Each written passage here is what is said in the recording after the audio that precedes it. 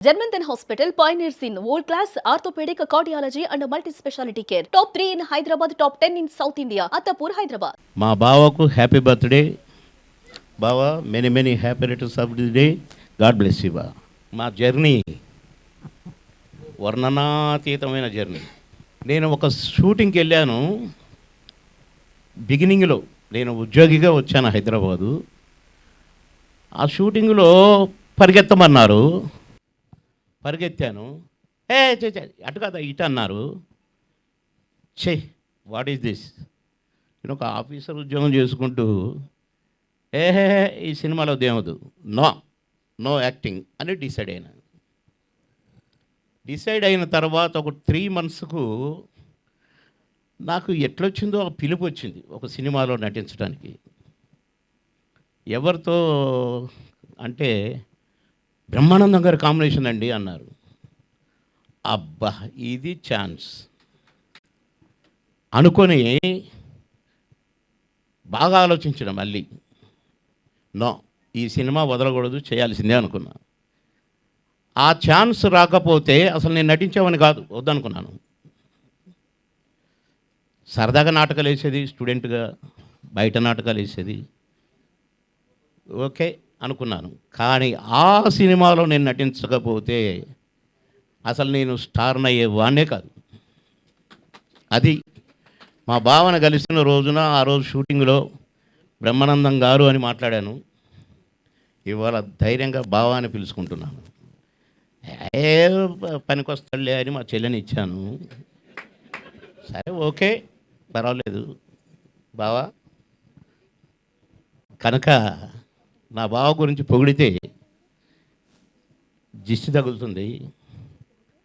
మా బావ ఏంటో నాకు తెలుసు, మీకు తెలుసు. ఆకాశం అంత బావ మా బావ. మేము షూట్ చేసేటప్పుడే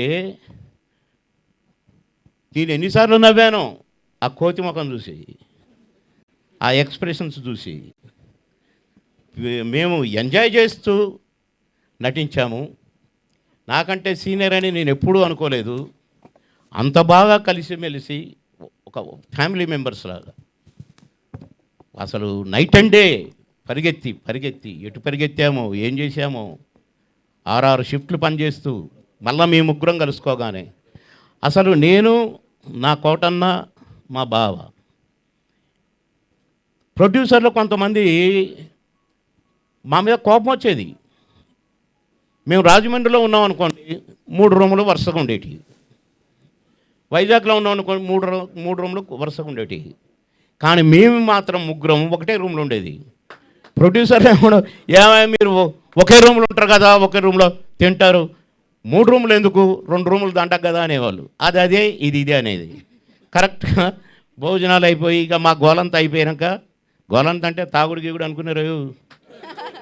ఇక మా అల్లరి ఎంజాయ్ చేసి చాలేరా అని ఆయన అనేవాడు, ఏరే కోట అని ఈయన అనేవాడు.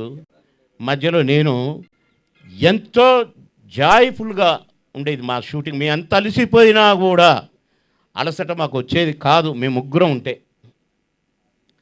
అలా ఎన్ని మా బావతో జ్ఞాపకాలని చెప్తే మీకు బోరు కొట్టుద్ది. ఏంటి ఈ సోదబాబమోహన్ అని అనుకుంటారు. కాబట్టి నేను ముగిస్తూ నా బావని మరొకసారి ఆ భగవంతుడు దీవించాలి.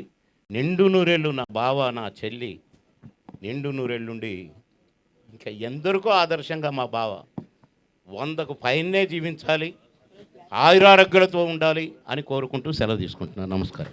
సుమన్ టీవీలో మీ పర్సనల్ అండ్ బిజినెస్ ప్రమోషన్స్ కోసం కింది నెంబర్కి కాంటాక్ట్ చేయండి.